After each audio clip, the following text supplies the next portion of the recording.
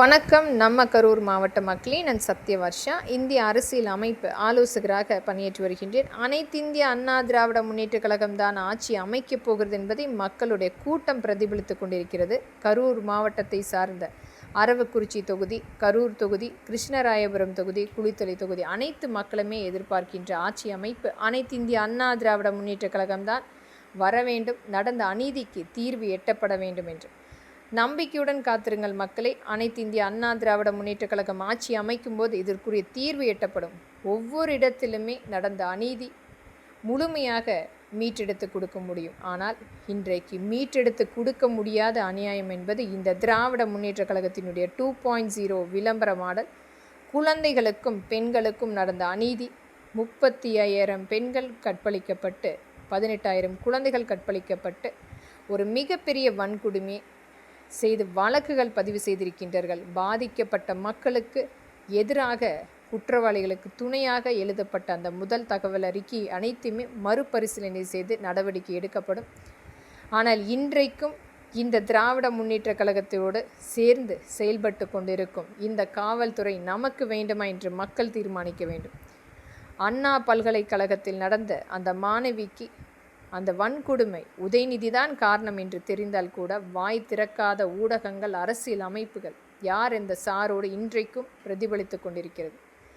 அனைத்துக்குமே தீர்வு எட்டப்படும். உச்சநீதிமன்றம், நம்மளுடைய மத்திய அரசும், உயர்நீதிமன்றம் இதற்குரிய வழக்கு பதிவு செய்து சட்ட நடவடிக்கை எடுக்கப்படும்.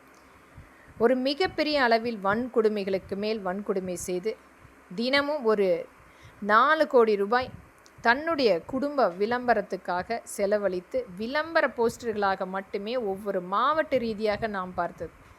எந்த விதத்திலுமே மக்களுக்குரிய தொழிற்சாலையோ வேலை வாய்ப்போ கொண்டு வந்து கொடுக்காமல் பொய் விளம்பரங்களை மட்டுமே 5 ஆண்டில் நமக்கு கொடுத்த மிகப்பெரிய திட்டங்கள்.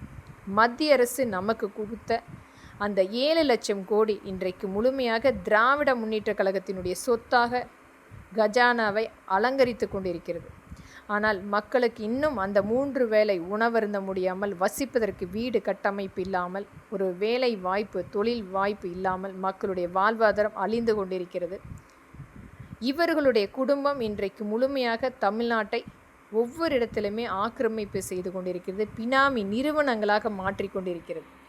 ஒவ்வொரு இடத்தையுமே ஆக்கிரமி செய்து இவர்களுடைய நிலமாக, தொழிற்சாலைகளாக மிகப்பெரிய அளவில் ஒரு சரகேட் பிஸ்னஸாக இன்றைக்கு முழுமையாக ஒவ்வொரு மாவட்டத்தையுமே குறிவைத்து நடந்து கொண்டிருக்கிறது. இது கரூர் மாவட்டம் மட்டுமல்ல, அனைத்து மாவட்டத்தையுமே மிகப்பெரிய அளவில் ஆக்கிரமி செய்து கொண்டிருக்கும் இந்த திராவிட முன்னேற்றக் கழகத்தினுடைய 2.0 விளம்பர மாடல் நமக்கு தேவையா என்பது மக்கள் கண்டிப்பாக தீர்மானிக்க வேண்டும்.